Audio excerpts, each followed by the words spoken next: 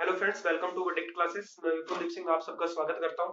और ये जो हमारा लेक्चर है ये किस लिए हो रहा है, ये हमारा लेक्चर जो है एनवायरमेंटल इंजीनियरिंग का टॉपिक जो है ना उसके अंदर हम पढ़ेंगे। ठीक है, पिछले वाले लेक्चर के अंदर देखो आपने ना दो टॉपिक कवर किए थे। हमने स्टोरेज जोन ऑफ रेजर्वियर, ठीक है, स्टोरेज जोन्स के बारे में पढ़ा था रेजर्वियर की। और सेकंड हमने पढ़ा था, थोड़ा सा हमने शुरू किया था रो वाटर क्वालिटी पैरामीटर। ठीक है, क्वालिटी पैरामीटर जो थे ना वो उसके बारे में हम थोड़ी सी जानकारी हमने स्टार्ट कर दी।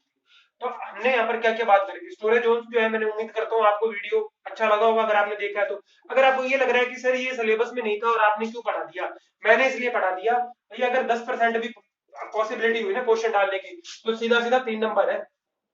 या तो देके जाएगा अगर आ गया तो, नहीं आया तो भैया कोई बात नहीं, नॉलेज तो है ही, आपने और भी एग्जाम देने हैं वहां पे आ जाएगा काम। अब बात करते हैं रो वाटर क्वालिटी पैरामीटर। देखो क्वालिटी पैरामीटर के बारे में हम पढ़ क्यों रहे हैं, क्योंकि हमारे पास जो source of supply of water है, जहां से हमें क्या हो रहा है, वाटर मिल रहा है, वहां से हमने क्या किया, उसे ट्रीट किया और फिर क्या कर दिया, डिस्ट्रीब्यूट कर दिया। अब हुआ क्या कि जो आपका वाटर है ना, ये आप ट्रीट कर रहे हो, ट्रीट आपको किस तरीके का करना है, कौन कौन सा उसे ट्रीटमेंट देना है, डिसइंफेक्शन करना है डायरेक्टली। देखो अगर वाटर के अंदर ना तो सस्पेंडेड सॉलिड्स है, ना ही उसके अंदर कोई और तरीके के ज्यादा आपको दिक्कत आ रही है, मतलब आपको लगा कि इसके अंदर ऑर्गेनिक सॉलिड्स भी नहीं है, सस्पेंडेड सॉलिड्स भी नहीं है, टर्बिडिटी भी नहीं है, अडर भी नहीं है, सिर्फ आपने क्या किया, डिसइंफेक्शन किया और वाटर को क्या कर दिया, सप्लाई कर दिया। तो ये चीज भी हो सकती है। ट्रीटमेंट डिपेंड करता है वाटर की क्वालिटीज के ऊपर, इसलिए हमारे लिए वाटर क्वालिटी पैरामीटर जो है वो क्या है, पढ़ने इंपॉर्टेंट हो जाते हैं। अब वाटर क्वालिटी पैरामीटर जो है ना, ये असरटेन करते हैं कि वाटर की क्वालिटी कैसी है। सबसे पहले हमने पढ़ा कि वाटर क्वालिटी पैरामीटर जो है वो फिजिकल हो सकते हैं, सेकंड हमने पढ़ा केमिकल हो सकते हैं, ठीक है, और थर्ड जो है वो कौन से हैं, बायोलॉजिकल है। फिजिकल के हमने आगे पढ़ा था, फिजिकल के अंदर ही कि कौन कौन से होते हैं। सबसे पहले मैंने आपको बताया हुआ यहाँ पर शायद ऑर्डर एंड कलर, सॉरी अडर बताया होगा, फिर कलर बताया होगा, ठीक है, कलर। और कलर के बाद में मैंने थर्ड आपको क्या बताया, टेम्परेचर बता दिया होगा। फिर फोर्थ आपको मैंने टर्बिडिटी बताई होगी। टर्बिडिटी के बाद में मैंने आपको यहाँ पर सॉलिड्स बताए होंगे, ठीक है। सॉलिड्स में भी कौन सी बात करी थी, सस्पेंडेड सॉलिड की बात करी थी। देखो यहाँ पर ना एक चीज आती है, अपने दिमाग में क्लियर करके चलो, जो सॉलिड्स है ना, टोटल सॉलिड्स, उनको बांटा गया, कुछ टुकड़ों में हम डिवाइड कर सकते हैं ना। ये बोल सकता हूँ मैं सस्पेंडेड सॉलिड्स, कोलाइडल सॉलिड्स भी बोल सकता हूँ, डिसॉल्व सॉलिड्स भी बोल सकता हूँ, और ये भी बोल सकता हूँ कि organic solids, inorganic solid, biodegradable solid और डिग्रेडेबल सॉलिड। तो बहुत सारे नाम हो गए, आपको ना ज्यादा जो है ना क्लासिफाई नहीं करना, इसे सिर्फ इतना सा ध्यान देना है कि सॉलिड्स आप डिवाइड करो दो कैटेगरीज के अंदर, सस्पेंडेड सॉलिड्स और डिसॉल्व सॉलिड्स। आपके जो सस्पेंडेड सॉलिड्स हैं वो फिजिकल क्वालिटी पैरामीटर्स के अंदर जाएंगे, और जो डिसॉल्व सॉलिड्स हैं वो जाएंगे केमिकल वाटर क्वालिटी पैरामीटर के। यहाँ पर हम स्टार्ट करने जा रहे हैं फिजिकल वाटर क्वालिटी पैरामीटर के अंदर। हमारा सबसे पहला पॉइंट जो रहेगा वो रहेगा सस्पेंडेड सॉलिड्स, ठीक है। सस्पेंडेड सॉलिड के बारे में पढ़ते हैं। ये तो हमारा था पिछले लेक्चर का, उसके बारे में थोड़ी सी हमने जानकारी ली कि पिछले लेक्चर में हम क्या चीज पढ़ रहे थे, ठीक है, और हमें अब कहां से कंटिन्यू करना है। स्टार्ट करते हैं, ठीक है। सस्पेंडेड सॉलिड्स, नाम से पता चल रहा है सस्पेंडेड, ठीक है। सस्पेंडेड सॉलिड्स नाम से समझ में आ रहा है हमारे, थोड़े पार्टिकल में क्या होंगे, पार्टिकल साइज के अंदर क्या होंगे, बड़े होंगे, ठीक है। थोड़ा सा ना आपको ना पार्टिकल साइज के बारे में यहाँ पे जानकारी भी रखनी होगी। देखो टॉपिक है हमारा सस्पेंडेड सॉलिड्स। अगर मैं बात करूं टोटल सॉलिड्स की, ठीक है, मैंने बोला किसी वाटर सैंपल के अंदर, यहां मैंने बोला कि मेरे पास कोई ओरिजिनल वाटर सैंपल जो है ना वो है, मेरे को मिला कहीं से, मैं उठा के लेके आया, मेरे को कहीं से मिला, या एज ये सोच लो कि मैं जूनियर इंजीनियर हूँ पीएचडी के अंदर, मेरे पास एक वाटर का सैंपल है। तो मैंने क्या किया, उस सैंपल के अंदर क्या देखा, सबसे पहले टोटल सॉलिड्स की बात की जाती है। देखो टोटल सॉलिड्स जो है ना, ये दो चीजों का सम होगा, किस किस का, एक तो होगा सस्पेंडेड सॉलिड का और दूसरा होगा किसका, डिसॉल्व्ड सॉलिड का। अब आगे फर्दर ना इनके नाम रख दिए गए। देखो सस्पेंडेड सॉलिड जो है ना, आगे दो कैटेगरी के अंदर मैं इसको डिवाइड कर सकता हूँ। एक तो मैं ये बोल सकता हूँ कि जो आपके सस्पेंडेड सॉलिड्स है वो क्या आपके इनऑर्गेनिक हो सकते हैं क्या। आपने कहा हाँ सर इनऑर्गेनिक हो सकते हैं, क्या ऑर्गेनिक भी हो सकते हैं क्या, हाँ जी। आधी स्टोरी ना यहीं पे खत्म हो गई, सॉलिड्स की ना आधी स्टोरी यहीं खत्म हो गई। ऐसा क्यों कह रहा हूं मैं, क्योंकि मैंने बोला टोटल सॉलिड्स के अंदर हमने दो पार्ट में सॉलिड्स को डिवाइड किया, सस्पेंडेड सॉलिड और डिसॉल्व्ड सॉलिड। सस्पेंडेड सॉलिड को हम पढ़ने जा रहे हैं फिजिकल वाटर क्वालिटी पैरामीटर के अंदर, जहां पर मैंने आपको बताया कि इनऑर्गेनिक और ऑर्गेनिक दो तरीके के हैं। अगर सस्पेंडेड सॉलिड्स इनऑर्गेनिक नेचर के हैं तो ऑब्वियस सी बात है ना, ये कहां से आए होंगे, किसी ना किसी ऐसे सोर्स से आए होंगे जो क्या होगा, थोड़े पार्टिकल के अंदर बड़े होंगे। लाइक देखो सैंड के पार्टिकल, लाइक देखो क्ले के पार्टिकल, लाइक देखो आपके क्या हो सकता है, डेब्रिस हो सकता है ना, बचा कुचा। तो ये सारा जो सारा है ये क्या है, इनऑर्गेनिक पार्टिकल्स है। अब इनऑर्गेनिक पार्टिकल्स पार्टिकल्स के अंदर ही अगर मैं बात करूं, है ना, और क्या हो सकता है, पत्तियां हो सकती हैं, लीव्स वगैरह हो सकती हैं, कुछ लकड़ी के टुकड़े हो सकते हैं, वुड वगैरह, कुछ छोटे मोटे मरे हुए जानवर भी हो सकते हैं। देखो अगर वाटर आ रहा है रिवर के अंदर से आ रहा है, तो रिवर एक क्या है, देखो ओपन चैनल फ्लो है ना। बहुत सारे बच्चों को ना ये चीज, सिविल वालों को तो क्लियर होगी पहले से कि रिवर जो है ना ओपन चैनल फ्लो बोला जाता है। ओपन चैनल फ्लो क्या होता है, ऐसा फ्लो मेरा वाटर का जो क्या है under the action of gravity की वजह से फ्लो हो रहा है और ओपन टू द एटमॉस्फेयर है, जिसके अंदर क्या है, मतलब खुले हुए वातावरण की प्रेजेंस के अंदर जो पानी फ्लो हो रहा है उसे हम क्या बोल सकते हैं भैया, उसे हम ओपन चैनल फ्लो बोल सकते हैं। तो रिवर हमारी ओपन चैनल फ्लो है, और ओपन चैनल फ्लो जो है ना वो अलग अलग तरह की इंप्यूरिटीज कंटेन करता है। यहाँ पर मैंने बोला सैंड, क्ले और डेब्रिस जो है इनऑर्गेनिक पार्टिकल्स है, ठीक है। वुड भी हो सकती है, लीव्स भी हो सकते हैं, या मैं यूं बात करूं कि यहाँ पर कुछ मरे हुए छोटे मोटे जानवर भी हो सकते हैं, एनिमल्स भी हो सकते हैं। अरे भैया चूहा चूहा वो मरा हुआ आ गया कहीं से, कुछ और आ गया, वो सारे क्या इनऑर्गेनिक सॉलिड्स। ये एनिमल वाला तो छोड़ो आप, ठीक है। ये ना फिर आपका होगा कि सर अगर हम बात करेंगे सेडिमेंटेशन की तो फिर आप वहां क्या बताओगे ये बात है। इनऑर्गेनिक पार्टिकल के अंदर आप वुड पढ़ो, लीव्स पढ़ो, सड़ी हुई गली हुई पत्तियां, डेब्रिस, सैंड, क्ले, ये सारी। अगर मैं बात करूं सस्पेंडेड सॉलिड्स के अंदर हमारे जो ऑर्गेनिक पार्टिकल्स है वो क्या होंगे, देखो अलगी, अलगई की हम बात करें तो अलगई क्या हमारा ऑर्गेनिक है। अगर मैं बात करूं प्लैंकटन की, प्लैंकटन जो है हमारा वो क्या होता है, वो भी क्या है, ऑर्गेनिक है।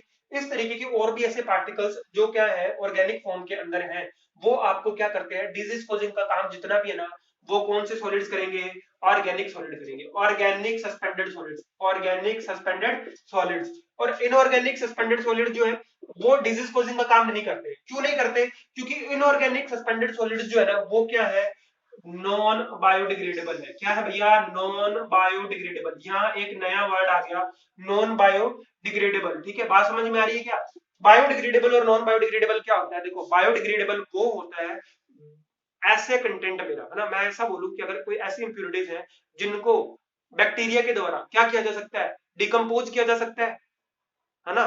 क्या बात समझ में आ रही है क्या, कुछ ऐसे पार्टिकल्स, आलू के छिलके, सब्जियों का वेस्ट, जिनको बैक्टीरिया के हेल्प से हम क्या करा सकते हैं, डिकम्पोज करा सकते हैं। दैट सॉलिड्स आर क्या होंगे, डिग्रेडेबल होंगे, जो गल सकते हैं, खत्म हो सकते हैं बैक्टीरिया की हेल्प से। नॉन बायोडिग्रेडेबल सॉलिड्स कौन से होंगे, जो ऐसा नहीं हो सकते, जो बैक्टीरिया की हेल्प से डिकम्पोज नहीं हो सकते, वो नॉन बायोडिग्रेडेबल होंगे। तो आप क्या ये बात कह सकते हो सर कि मेरे इनऑर्गेनिक पार्टिकल, सैंड आगे डिकम्पोज नहीं हो सकती, क्ले आगे डिकम्पोज नहीं हो सकता, तो ये क्या है मेरे नॉन बायोडिग्रेडेबल है क्या। हाँ जी ये नॉन बायोडिग्रेडेबल है आपके। अब आप कहोगे सर लीव्स, लो मैंने बिठा दिया, कुछ ऐसी भी पत्तियां हो सकती हैं, झाड़ जंखाड़ जो सूखे हुए हैं पहले से, भैया गले हुए हैं पहले से, वो पानी के अंदर मिक्स है, उनको और अब कितना गलेंगे। वुड, लकड़ियां पड़ी है, लकड़ियां धीरे धीरे पड़ी रहती है, पड़ी रहती है, वो इतना सड़ती नहीं है। बात समझ में आ रही है। अगर मैं बात करूं यहाँ पर ऑर्गेनिक पार्टिकल्स की, तो मेरे जो ऑर्गेनिक पार्टिकल्स है क्या वो बायोडिग्रेडेबल है क्या, बिल्कुल जी वो बायोडिग्रेडेबल है। अब बायोडिग्रेडेबल कैसे है, मैंने बोला कि अगर प्लांट का कोई वेस्ट है, ठीक है, यहाँ पे मैं एग्जांपल दे देता हूँ, प्लांट वेस्ट, ठीक है। प्लांट वेस्ट जो है वो आपका क्या है, प्लांट किसी भी पौधे का वेस्ट हो सकता है ना, क्या वो बायोडिग्रेडेबल है क्या, है भैया। अगर आप किसी भी प्लांट को दबाकर, धनिया का एग्जांपल लेते हैं, रूटीन लाइफ का एग्जांपल लेते हैं, अगर आप धनिया को रख देते हो 3 या 4 दिन वो सड़ने लग जाता है, सड़े हुए धनिया को जब आप फेंक देते हो तो क्या वो गलना शुरू हो जाता है क्या, क्या वो डिकम्पोज होना शुरू हो जाता है क्या, क्या वहां पर मेरी लिविंग सेल्स आ गई क्या, क्या वहां पर बैक्टीरिया आ गया क्या जिसने उस धनिया को गला दिया। तो क्या मैं ये बोल सकता हूँ कि organic solids are biodegradable and inorganic solids are non biodegradable. तो यहाँ पर एक बात निकल कर आती है कि क्या ऑर्गेनिक सॉलिड्स मेरे अगर बायोडिग्रेडेबल है तो क्या ये डिजीज फैलाएंगे क्या, बिल्कुल ये डिजीज फैलाएंगे। 101% ऑर्गेनिक सॉलिड जो है वो क्या करेंगे, बीमारी फैलाएंगे। इनऑर्गेनिक सॉलिड्स ऐसा नहीं करेंगे।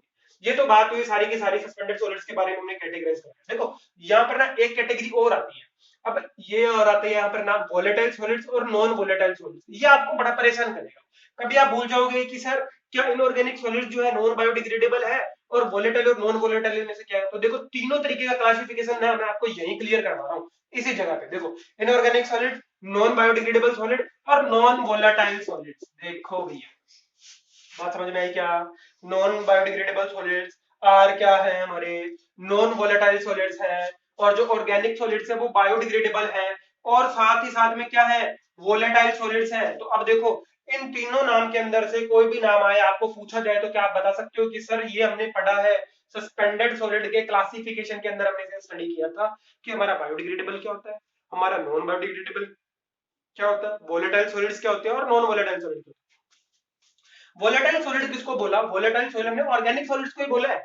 वोलेटाइल बोला क्यों, भैया गल सकते हैं, खत्म हो सकते हैं। नॉन वोलेटाइल नहीं हो सकते, फर्दर आगे डिकम्पोज नहीं हो सकते। ये सारी तो जानकारी थी हमारी सस्पेंडेड सॉलिड्स के बारे में। अब इनकी ना प्रॉपर्टीज की बात करते हैं कि सस्पेंडेड सॉलिड्स हमें दिक्कत क्या देते हैं। देखो सस्पेंडेड सॉलिड्स अगर पानी के अंदर है, मैंने आपको सपोज दैट एक पानी का गिलास दिया कांच के अंदर और बोला कि इसके अंदर थोड़े बहुत सस्पेंडेड सॉलिड्स है, आपने देखा उस गिलास के अंदर आपको सस्पेंडेड सॉलिड दिखाई दे रहे हैं, आप पी लोगे क्या? नहीं पी। अगर मिट्टी के कण दिखाई दे रहे हैं पानी के अंदर, आपको क्या पियोगे क्या? नहीं। तो मैं क्या ये कह सकता हूँ कि सस्पेंडेड सॉलिड जो है वो वाटर को कैसा बनाते हैं? एस्थेटिकली डिस्प्लीजिंग बनाते हैं, मतलब पीने का मन नहीं करता। साइकोलॉजिकल इफेक्ट देते हैं कि पानी कैसा है? गंदा है। ठीक है, तो ये पहला इफेक्ट हुआ सस्पेंडेड सॉलिड्स का। दूसरी अगर मैं बात करूं, सस्पेंडेड सॉलिड जो है ना आपके, सस्पेंडेड सॉलिड ये क्या करते हैं? एक शील्ड का काम करते हैं। जब हम पानी को क्या करते हैं? ट्रीट करते हैं, डिसइंफेक्ट करते हैं क्लोरीन की हेल्प से, तो वहां पे ये बैक्टीरिया के लिए शील्ड का काम करेंगे। कैसे? देखो सस्पेंडेड सॉलिड्स, मैंने क्या लिया एग्जांपल लिया, मेरा ये एक गिलास है पानी का, मैं यहाँ पे, या यूं मान लो कि एक बहुत बड़ा चैम्बर है जिसके अंदर पानी है, और इस पानी के अंदर छोटे छोटे पार्टिकल जो है सस्पेंडेड सॉलिड के बच गए, सेडिमेंटेशन के बावजूद भी बच गए, कोएगुलेशन के बावजूद भी बच गए। अब यहाँ पर आपने क्या किया? Cl2 ऐड किया, क्लोरीन ऐड किया। भैया ये तो पता है ना कि क्लोरीन की हेल्प से हम क्या करते हैं, या ब्लीचिंग पाउडर जो होता है उसकी हेल्प से क्या करते हैं, या फिर डिसइंफेक्शन करते हैं। जब हम डिसइंफेक्शन कर रहे हैं तो सस्पेंडेड सॉलिड जो है, क्या इनकी आड़ में बैक्टीरिया छुप सकता है क्या? बैक्टीरिया का साइज बहुत छोटा है, माइक्रोन्स के अंदर है, तो क्या ये सस्पेंडेड सॉलिड्स की आड़ के अंदर अपनी जान बचा सकता है क्या? बचा सकता है। इसलिए मैं ये बोल सकता हूँ कि suspended solids are work as a shield for the bacterial और डिजीज कॉजिंग बैक्टीरिया। तो निष्कर्ष क्या निकल कर आता है कि अगर आपके पानी के सैंपल के अंदर क्या है? सस्पेंडेड सॉलिड्स है, तो वो बैक्टीरिया के लिए शील्ड का काम करेंगे। अब नेक्स्ट बात करते हैं। नेक्स्ट क्या हमें दिक्कत क्या सस्पेंडेड सॉलिड से? अगर वाटर के अंदर सस्पेंडेड सॉलिड्स है, वो रिप्रेजेंट कर रहे हैं। देखो मैंने एक पिछले वीडियो के अंदर भी आपको बात बताई होगी कि सस्पेंडेड सॉलिड्स और टर्बिडिटी के अंदर क्या होता है, ज्यादातर एक रिलेशन अपने आप डेवलप से होने लगता है ना। मैंने आपको वहां भी बताया था कि ये ना क्वालिटेटिव रिलेशनशिप है, क्वांटिटेटिव रिलेशनशिप नहीं है। ठीक है, क्वालिटेटिव रिलेशनशिप है। अगर किसी पानी के अंदर सस्पेंडेड सॉलिड्स है तो हो सकता है वहां पे टर्बिडिटी हो और हो सकता है नहीं भी हो। ठीक है, बात समझ में आ रही है क्या? लेकिन जो टर्बिड वाटर है उसे मैं ये जरूर बोल सकता हूं कि वहां पर सॉलिड्स प्रेजेंट है। ठीक है, ये निष्कर्ष निकलता है। अब बात आती है यहाँ पर कि सस्पेंडेड सॉलिड्स जो आपके हैं, क्या वो फर्दर ट्रीटमेंट के अंदर जो रिएजेंट हमने ऐड किए वाटर के अंदर, उनके लिए दिक्कत देते हैं क्या? हाँ जी, कंजम्पशन बढ़ जाती है। देखो कंजम्पशन क्या होती है? बढ़ जाती है। ये मैं यहाँ से साफ कर रहा हूँ, अगर आपको स्क्रीनशॉट लेना तो ले लो आप। ठीक है, थोड़ा सा ना आगे चल के बात करते हैं सस्पेंडेड सॉलिड्स के अंदर, ये बात थोड़ी इंपॉर्टेंट है। इसके बाद में अपने फिर मेजरमेंट करेंगे कि सस्पेंडेड सॉलिड्स का मेजरमेंट कैसे होता है।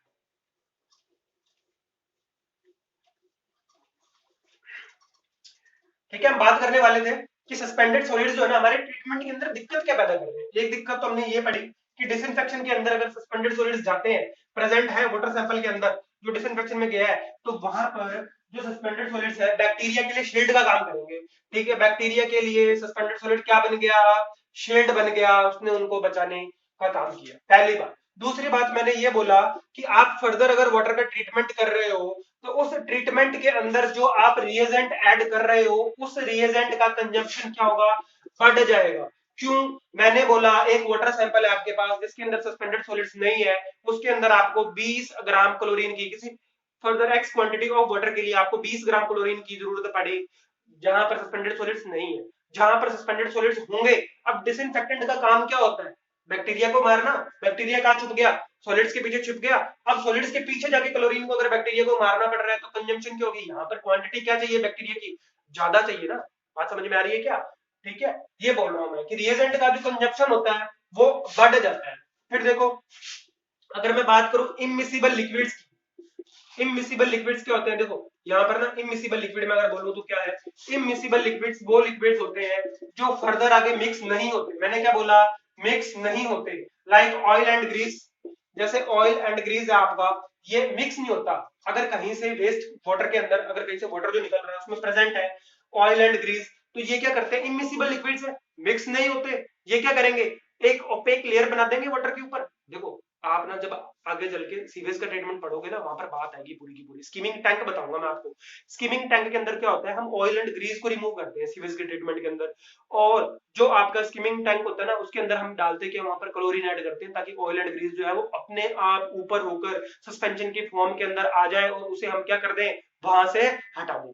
बात समझ में आ रही है क्या? यहाँ पर मैंने क्यों बात करी इमिसिबल लिक्विड्स की? सस्पेंडेड सॉलिड्स जो होते हैं वो आपके क्या करते हैं? वो कहता है कि ये लो, ये मेरा प्लेटफॉर्म है, सस्पेंडेड सॉलिड्स आओ रेस्ट करो। वो खुद तो किसी के साथ मिक्स हो नहीं रहे, प्लस क्या कर रहे हैं, जो सस्पेंडेड सॉलिड्स है उनको भी अपने साथ ऐड करते चले जा रहे हैं। ठीक है, बात समझ में आ रही है क्या? ऑयल एंड ग्रीस के अंदर क्या है, चिपकने वाले पदार्थ है, वो खुद तो किसी के साथ मिक्स होते नहीं है, पर दूसरे जो है पार्टिकल्स उनके ऊपर आकर रह सकते हैं, रुक सकते हैं। ठीक है, उनको एक साइड प्रदान करते हैं, रुकने के लिए जगह दे रहे हैं। ये आपको पूरा का पूरा सस्पेंडेड सॉलिड्स के अंदर था। अब अपने को क्या करना है, सस्पेंडेड सॉलिड्स का ना मेजरमेंट करना है। आगे स्टार्ट करते हैं मेजरमेंट ऑफ सस्पेंडेड सॉलिड्स। देखो यहाँ तक का ना जो पूरा कंप्लीट था, आपने ये पढ़ लिया कि सस्पेंडेड सॉलिड जो है ना वो कितने पार्ट्स के अंदर डिवाइड किए गए। तो मैंने आपको बताया सस्पेंडेड सॉलिड को हमने दो पार्ट में डिवाइड करा। ठीक है, एक तो आपके कितने सस्पेंडेड सॉलिड, इनऑर्गेनिक और ऑर्गेनिक। फिर हमने ऑर्गेनिक और इनऑर्गेनिक के अंदर पढ़ा कि बायोडिग्रेडेबल कौन से हैं और नॉन बायोडिग्रेडेबल कौन से हैं। फिर हमने ये पढ़ा कि वोलेटाइल सॉलिड्स कौन से और नॉन वोलेटाइल सॉलिड्स कौन से हैं। ठीक है, ये सारी जानकारी हम ले चुके हैं। अब हमारा जो नेक्स्ट टॉपिक है ना वो है मेजरमेंट ऑफ सस्पेंडेड सॉलिड्स। वैसे तो हम यहाँ पर सभी का ही करेंगे, पर सबसे पहले मैं आपको ऊपर जो लिख रहा हूँ ना मेजरमेंट ऑफ सस्पेंडेड सॉलिड्स, इस टॉपिक के अंदर है, आपको मिलेगी सारी बातें जो अपने पढ़ने जा रहे हैं। देखो, अगर सस्पेंडेड सॉलिड्स का मेजरमेंट करना है ना, सबसे पहले आपको ना थोड़ा सा ना पार्टिकल साइज रेंज पता होनी चाहिए। पार्टिकल साइज रेंज की बात क्यों कर रहा हूं मैं, वो मैं इसलिए कर रहा हूं क्योंकि ना एक साइज होता है, एक पर्टिकुलर साइज होता है जहां पर ना सॉलिड पार्टिकल जो है under the action of gravity settle करते हैं।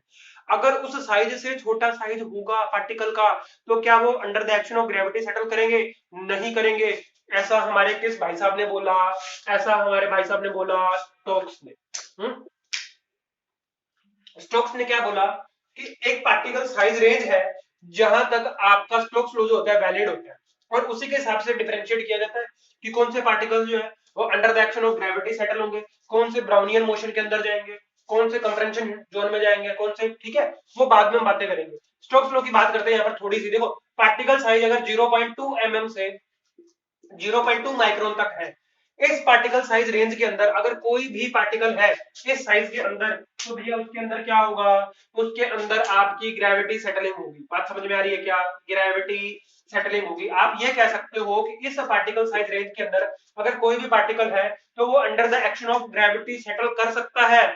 लेकिन अगर पार्टिकल साइज जो है आपका वो क्या है, लेस देन, जो मैं अगर बात करूं लेस देन 0.2 माइक्रोन है ना, तो क्या पार्टिकल जो है ग्रेविटी के हिसाब से सेटल होगा? नहीं होगा। पार्टिकल बहुत छोटा हो गया, 0.2 माइक्रोन से नीचे चला गया, अब ग्रेविटी के इफेक्ट के साथ सेटल नहीं कर रहा, अब कैसे सेटल करेगा? तो इस सेटलमेंट को क्या बोला जाता है? ब्राउनियन मोशन बोला जाता है। ये मैं क्यों बता रहा हूं, बाय चांस आपसे पूछ ले कि जो कोलाइडल सॉलिड्स होते हैं, हमने ना यहाँ पर बात नहीं करी अभी तक कोलाइडल सॉलिड्स की, वो मैंने इसलिए नहीं बात करी क्योंकि कोलाइडल सॉलिड जो है ना ये पूरा का पूरा पार्ट है फिल्ट्रेशन का, है ना, कोएगुलेशन का पार्ट है, इसलिए यहाँ पर बात नहीं करी। लेकिन यहाँ पर ब्राउनियन मोशन का नाम आया तो मैं आपको बता देता हूँ, वो पार्टिकल साइज रेंज जो 0.2 माइक्रोन से नीचे को रिप्रेजेंट कर रही है वो ग्रेविटी की वजह से सेटल नहीं होते, या मैं यूं कहूं कि ग्रेविटी के इफेक्ट की वजह से इससे नीचे का पार्टिकल साइज जो वो सेटल नहीं होता, क्योंकि उसमें क्या होने लग जाता है, ब्राउनियन मोशन होने लग जाता है। ब्राउनियन मोशन से क्या मतलब है? ब्राउनियन मोशन से मतलब ये है कि आपके वाटर सैंपल के अंदर जो सॉलिड्स के पार्टिकल है वो कैसे हो रहे हैं? सस्पेंशन के अंदर है, ना तो वो सेटल कर रहे हैं ना वो टॉप पे आ रहे हैं, सस्पेंशन में है भैया, घूम रहे हैं, कह रहे हैं हमारे तो मजे, ना तो हम नीचे जाके सेटल होंगे ना हम ऊपर से बाहर निकल सकते हैं। तो सबसे ज्यादा दिक्कत का काम भी हमारे लिए कौन करते हैं? कोलाइडल सॉलिड्स करते हैं। सबसे ज्यादा खर्चा इन्हीं को रिमूव करने का होता है। ठीक है, ये तो थी नॉलेज की बात। स्टोक्स लॉ जो है वो किस पार्टिकल साइज रेंज के लिए वैलिड होता है? वो होता है 0.2 mm से लेके 0.2 माइक्रोन तक। Very important particle size range. Gravity settling किस पार्टिकल साइज रेंज के अंदर होती है? ये आएगा। अगर आप बात करें सेडिमेंटेशन की, जब हम ट्रीटमेंट पढ़ेंगे तो सेडिमेंटेशन के अंदर आपको स्टोक्स लॉ बहुत वैलिड होगा, बहुत काम। एक फॉर्मूला आएगा G-1 into gamma gamma W, ठीक है, into D square upon mu, ठीक है, 18 म्यू करके इसका फॉर्मूला है सेटलिंग वेलोसिटी निकालने का, वो आपके बड़ा काम आएगा। वहां पर थोड़ा कॉन्सेप्ट अलग है, उसकी बात हम ट्रीटमेंट के अंदर करेंगे, यहाँ नहीं करेंगे। बस यहाँ पर आपको इतना जानना है कि पार्टिकल साइज रेंज अगर आपकी 0.2 mm से लेकर 0.2 माइक्रोन के बीच में है तो सेटलिंग कैसे होगी? ग्रेविटी सेटलिंग होगी। जो सेटलिंग ग्रेविटी की वजह से हो रही है, बात समझ में आ रही है क्या? अगर हम सॉलिड्स का वेट कैलकुलेट कर पा रहे हैं, सॉलिड्स का वेट, देखो सॉलिड का अगर आप क्या निकाल रहे हो, वेट कैलकुलेट कर पा रहे हो, तो उस टेक्निक को क्या बोला जाता है? उस टेक्निक को बोला जाता है ग्रेवियो, ठीक है, ग्रेवियोमेट्रिक टेक्निक। ग्रेवियोमेट्रिक टेक्निक क्यों बोला गया? मैंने पूरा कॉन्सेप्ट आपको ऊपर ही दे दिया। ग्रेवियोमेट्रिक इसलिए बोला क्योंकि यहाँ पर हम किसका देख रहे हैं हम एक्शन किसका देख रहे हैं, ग्रेविटी का एक्शन देख रहे हैं। पार्टिकल साइज रेंज का है, इस रेंज के अंदर होता है तब ग्रेविटी सेटलिंग होती है। और यहाँ पर ग्रेवियोमेट्रिक टेक्निक काम ले रहे हैं, क्यों? क्योंकि यहाँ पर हम वेट कैलकुलेट कर रहे हैं, सॉलिड्स का जब वेट कैलकुलेट कर पा रहे हैं ना हम, तब उसे टेक्निक को क्या बोल दिया हमने, ग्रेवियोमेट्रिक टेक्निक बोल दिया। अब इस टेक्निक को यूज कैसे करते हैं, देखो सबसे पहले मैं आपको बताऊं, अगर आपको कैलकुलेट करने हैं total solid and suspended solid, मैंने क्या बोला, total solid and suspended solid. अब आप कहोगे सर इनको अलग अलग क्यों लिख रहे हो, देखो हो सकता है किसी वाटर सैंपल के अंदर जितने भी मेरे सॉलिड्स प्रेजेंट है वो डिसॉल्व्ड सॉलिड्स हो ही ना, सिर्फ सस्पेंडेड फॉर्म में हो, तो क्या मैं उनको टोटल सॉलिड्स बोल सकता हूँ? जब डिसॉल्व्ड सॉलिड्स है नहीं तो क्या होगा आपका, डिसॉल्व्ड सॉलिड्स नहीं है तो हम क्या बोल सकते हैं, सस्पेंडेड सॉलिड्स को क्या टोटल सॉलिड्स बोल सकते हैं क्या? बिल्कुल बोल सकते हैं। इसलिए मैं बोल रहा हूँ कि टोटल सॉलिड और सस्पेंडेड सॉलिड्स को मेजर करने के लिए क्या किया जाता है, आप टेम्परेचर देते हो, कोई भी वाटर सैंपल लोगे, मैंने बोला कि मेरा जो ओरिजिनल वाटर सैंपल है उसे मैं लेके आया, ठीक है, आपका ओरिजिनल वाटर सैंपल है, उसे हमने क्या किया, 104 डिग्री सेंटीग्रेड पे क्या किया, हीट किया। अब 104 डिग्री सेंटीग्रेड पर हीट करने पर ओरिजिनल वाटर सैंपल के अंदर जो भी रेजिड्यू लेफ्ट हुआ, जो भी रेजिड्यू लेफ्ट हुआ, मैं बोल रहा हूँ यहाँ पर बचा हुआ, गर्म करने के बाद, हीट करने के बाद में जो भी बचा हुआ आपका वेट है, that weight will represent the amount of suspended solids और टोटल सॉलिड्स, ठीक है। यहाँ तक की बात समझ में आई। मेजरमेंट ऑफ सस्पेंडेड सॉलिड्स कैसे किया जाता है, ग्रेवियोमेट्रिक टेक्निक से किया जाता है, जिसके अंदर हम वेट कैलकुलेट करते हैं। ओरिजिनल रो वाटर सैंपल को हम 104 डिग्री सेंटीग्रेड टेम्परेचर पर गर्म करते हैं और गर्म करने से जो रेजिड्यू बच जाता है दैट इज सस्पेंडेड सॉलिड्स। बात समझ में आई? ठीक, आगे बढ़ते हैं, थोड़ा सा आगे बढ़ के बात करते हैं कि अगर हमारे सैंपल के अंदर ऑर्गेनिक सॉलिड्स भी हैं, ठीक है, या बायोडिग्रेडेबल सॉलिड्स भी हैं, तो उनको कैसे मेजर किया जाएगा, उसकी बात थोड़ी सी करते हैं। यहां तक की जानकारी आपको समझ में आई होगी स्टोक्स वाली।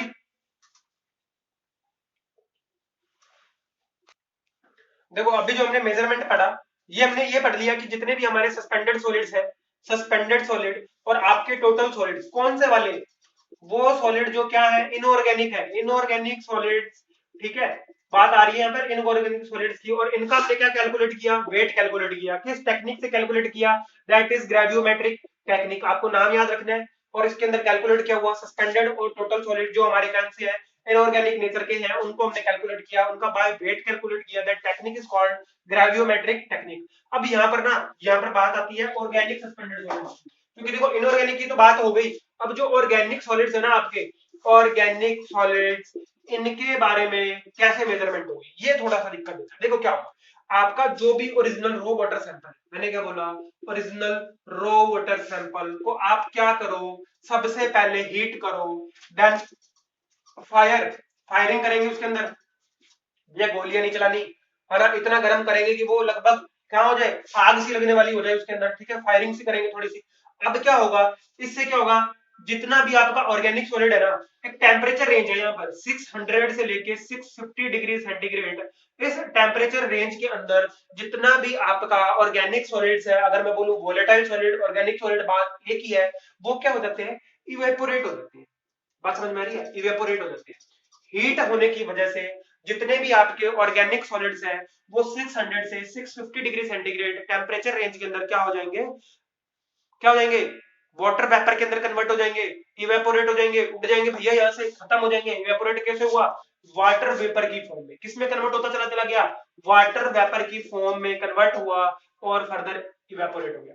अब आप कहोगे सर जब ये इवेपोरेट होकर निकल कर ही चले गए तो पीछे बचा क्या, देखो पीछे बची CO2 गैस, ठीक है, और पीछे बचे हमारे फिक्स्ड सॉलिड्स, हमें पता पड़ गया कि ये बचे हुए हैं, तो ये क्या हो गए, फिक्स्ड सॉलिड हो गए, और कुछ गैस बची, और जो बचे हुए जितने भी ऑर्गेनिक सॉलिड्स थे वो क्या हो गए हमारे, वो क्या हो गए, वाटर वेपर में कन्वर्ट हुए और इवेपोरेट हो गए। अब ये फिक्स्ड सॉलिड है, ये किसमें चले गए, सस्पेंडेड सॉलिड्स की फॉर्म में चले गए। CO2 गैस जो है इसका वेट तो आएगा नहीं, क्योंकि गैस है भैया, उड़ गई है ना, गैस है तो क्या हो गई, उड़ गई। ये बात समझ में आ रही है क्या, मैंने क्या बोला, जितने भी आपके ऑर्गेनिक सॉलिड्स, चाहे वो क्या है, सस्पेंडेड है, और आप ये भी बोल सकते हो कि वो टोटल सॉलिड्स भी है, तो उसे कैलकुलेट कैसे किया जाएगा, जो रो वाटर का ओरिजिनल आपके पास सैंपल है उसे आप हीट करेंगे किस टेम्परेचर पे, 600 से लेके 650 डिग्री सेंटीग्रेड टेम्परेचर पे। जब इसको आप इतना गर्म कर देंगे तो यहाँ पर क्या होगा, जो आपके ऑर्गेनिक सॉलिड्स या वोलेटाइल सॉलिड्स हैं वो वाटर वेपर के अंदर कन्वर्ट होंगे, और वाटर वेपर के अंदर कन्वर्ट होकर क्या हो जाएंगे, इवेपोरेट हो जाएंगे। अब इवेपोरेट हो गए तो पीछे क्या बचेगा, CO2 गैस और फिक्स्ड सॉलिड्स, ठीक है, बात समझ में आई। तो इस प्रकार से हम मेजरमेंट करते हैं ऑर्गेनिक सस्पेंडेड सॉलिड्स का और टोटल सॉलिड्स का। ठीक है, तो ये हमारी पूरी की पूरी जानकारी थी सस्पेंडेड सॉलिड्स के अंदर। अब ना आपको नोट्स के अंदर क्या होगा, नोट्स के अंदर एक ना नोट मिलेगा और उस नोट के अंदर क्या लिखा हुआ है वो चीज मैं आपको समझा देता हूँ। बड़ी ही इंपॉर्टेंट चीज है और ध्यान में रखने वाली बात है। ठीक है, यहाँ तक की पूरी जानकारी जो है ना आपको आज बहुत अच्छे से समझ में आई होगी। ठीक है, क्योंकि ना बहुत दिन हो गए एनवायरमेंटल इंजीनियरिंग आई नहीं थी और आज मुझे भी मजा आ रहा है क्योंकि यहाँ पर थोड़ा सा इंजीनियरिंग का टच हमें मिलना शुरू हुआ है। नेक्स्ट टॉपिक जो हमारा होगा वो टर्बिडिटी होगी, उसमें थोड़ी और इंजीनियरिंग आएगी तो मुझे और अच्छा लगेगा। जैसे जैसे मुझे अच्छा लगेगा वैसे वैसे मैं आपको और अच्छा लगवाऊंगा। ठीक है, अब बात आती है नोट की कि नोट के अंदर क्या लिखा हुआ है। देखो जो नोट है ना सस्पेंडेड सॉलिड्स का, वहां पर लिखा होता है कि कुछ बार है ना, मतलब समटाइम्स अगर मैं बात करूं, जो हमारे सॉलिड्स होते हैं ना, ऐसे सॉलिड्स भी होते हैं जो फिल्टर करने पर निकल जाते हैं, या फिर मैं यूं कहूं कि इतने सॉलिड्स, ऐसे सॉलिड जिनका साइज जो है ना, ऐसे सॉलिड जिनका साइज क्या है, फिल्टर की पोर से क्या है, छोटा है ना। मैंने ये बोला कि ऐसे सॉलिड जिनका साइज फिल्टर जो है उसकी बेड से क्या है, फिल्टर के जो पोर्स है उनसे क्या है, छोटा है। अगर उनका पार्टिकल साइज क्या होगा, फिल्टर पोर से छोटा होगा तो वो क्या हो जाएंगे, पार चले जाएंगे, निकल जाएंगे। ठीक है, तो बात समझ में आई क्या, मैं ये कहना चाहता हूँ कि सस्पेंडेड सॉलिड्स का अगर आपका साइज जो है वो फिल्टर की पोर से छोटा है तो वो क्या हो जाएंगे, फिल्टर हो गए, पार हो गए साथ में, है ना। तो यहाँ पर सस्पेंडेड सॉलिड्स को दो कैटेगरीज के अंदर डिवाइड किया जाता है, filterable solids and non filterable solids. ठीक है, बात समझ में आई, फिल्टरेबल सॉलिड्स और दूसरा कौन सा हुआ, नॉन फिल्टरेबल सॉलिड्स। ठीक है, नॉन फिल्टरेबल सॉलिड्स। ऐसा क्यों बोला मैंने, नॉन फिल्टरेबल सॉलिड्स वो होंगे जो क्या होंगे, फिल्टर की बेड में जो पोर है उनके साइज से बड़े साइज के होंगे, वही तो क्या होंगे, फिल्टर नहीं होंगे, ऊपर बचे हुए रहेंगे। एक मिनट देखो, नॉन फिल्टरेबल सॉलिड्स जो फिल्टर नहीं किए जा सकते, जो फिल्टर नहीं हो रहे, वो तो वो होंगे जिनका पोर साइज क्या है, फिल्टर बेड से छोटा है। सॉरी, यहाँ पर मैंने थोड़ा सा इसका कॉन्सेप्ट ले लिया था। नॉन फिल्टरेबल सॉलिड कौन से होंगे, जो छन नहीं सकते मतलब पार हो गए साथ में, तो फिल्टर बेड की पोर साइज से इनका साइज क्या होगा, छोटा। और फिल्टरेबल जो छन सकते हैं उनका पार्टिकल साइज क्या होगा, फिल्टर की जो पोर है उससे क्या होगा, बड़ा होगा। ठीक है, यहाँ पे थोड़ा सा ये देख लेना अगर मैंने कुछ गलत ना बोल दिया हो।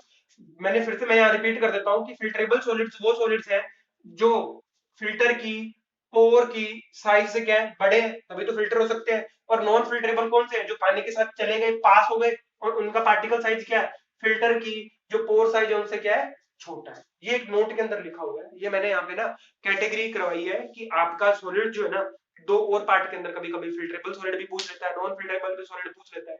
यहाँ पर ऐसी कोई भी बात नहीं है जो हमने सस्पेंडेड सॉलिड के बारे में बात ना करी हो। उम्मीद करता हूँ आपको बहुत ही अच्छे में समझ में आया होगा। और जो आपका डिजोल्व सॉलिड्स जो है ना, डिजोल्व सॉलिड, वो पूरा का पूरा कॉन्सेप्ट आपको मिलेगा कहाँ पर, organic quality, organic sorry chemical water quality parameter, वहां पर हम पूरी की पूरी बात करेंगे डाई आयोनिक टेस्टर की, वहां पर हम बात करेंगे आयंस की, बात करेंगे, वहां हम देखेंगे कि किस प्रकार से इलेक्ट्रिकल रेजिस्टिविटी कैलकुलेट की जाती है, कंडक्टिविटी मेजर करी जाती है। ठीक है, यहाँ हमने सस्पेंडेड सॉलिड्स की बात करी, सिर्फ उतनी ही बात करी जितना आपको फिजिकल वाटर क्वालिटी पैरामीटर के अंदर पूछा जा सकता है। ऑब्जेक्टिव कहां से बन सकता है, ऑब्जेक्टिव बन सकता है कि सस्पेंडेड सॉलिड जो होता है हमारा, वो किस टेक्निक से मेजर किया जा सकता है। अगर इनऑर्गेनिक नेचर का है तो वो ग्रेविमेट्रिक टेक्निक से कर सकते हैं। अगर वो क्या है, हमारा ऑर्गेनिक नेचर का है, तो उसके लिए हमें क्या करना है, टेम्परेचर रेंज बढ़ानी है, 600 से लेके 650 डिग्री सेंटीग्रेड तक टेम्परेचर करना है, जिससे क्या हो, वो वाटर वेपर में कन्वर्ट हो और क्या हो जाए, हीट होकर वहां से इवेपोरेट हो जाए। पीछे क्या बचता है, CO2 गैस बचती है। और क्या होता है, CO2 गैस बचने के अलावा क्या होता है, वहां पर फिक्स्ड सॉलिड्स भी बचते हैं। फिर हमने नोट डिस्कस किया।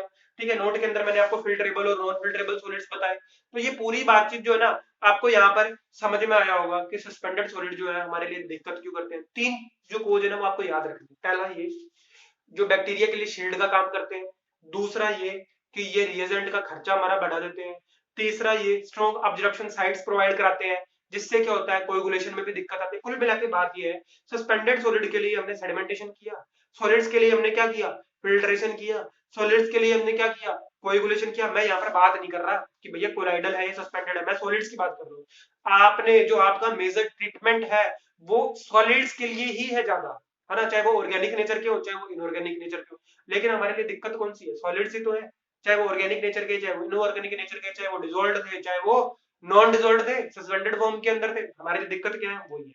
पूरा का पूरा ट्रीटमेंट जो है ना सॉलिड्स के ऊपर ही बेस्ड है, चाहे वो डिसॉल्व्ड हो चाहे वो सस्पेंडेड हो। ठीक है, तो ये सस्पेंडेड सॉलिड्स के बारे में था। नेक्स्ट लेक्चर के अंदर हम टर्बिडिटी के अंदर पढ़ेंगे, टर्बिडिटी में पूरी स्टडी करेंगे थोड़ी सी सस्पेंडेड सॉलिड की और। ठीक है, अब मैं अपने शब्दों को यही विराम देता हूँ। अगर आपको वीडियो अच्छा लगा